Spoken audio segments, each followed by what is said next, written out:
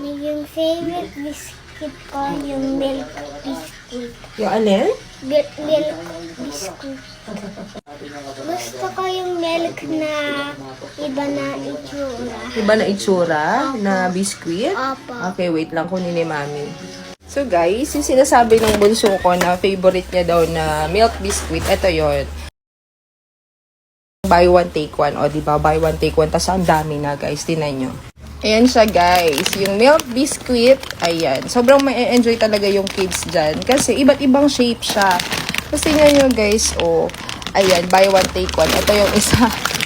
Ayan, diba? O, tingnan nyo yung mga shape. May letters, may numbers.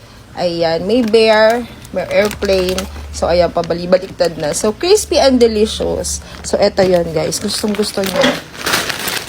Tingnan nyo, oh. Bukas na yan. Dami niya na nakain kanina. Sabi niya pa, babaunin niya. So, guys, ayan siya. Oh. Ang dami. So, ipagbabawas ko na lang siya, guys, dito. Tapos, ayan, nakasiplak siya, guys. Kasiplak.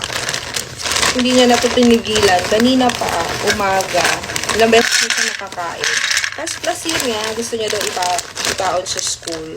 So, papatikimin niya daw yung mga classmates niya. So, okay lang naman din na ibaon, guys. Kasi ang dami nito.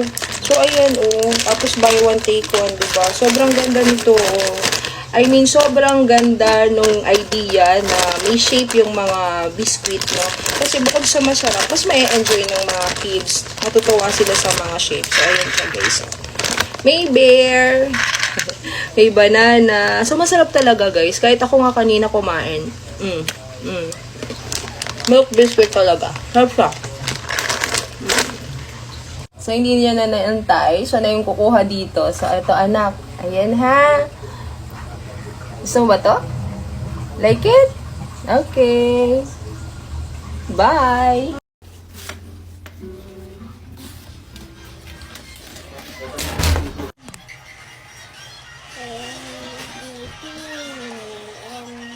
Yummy? May baliktad na T at may W. I. Ay, ito.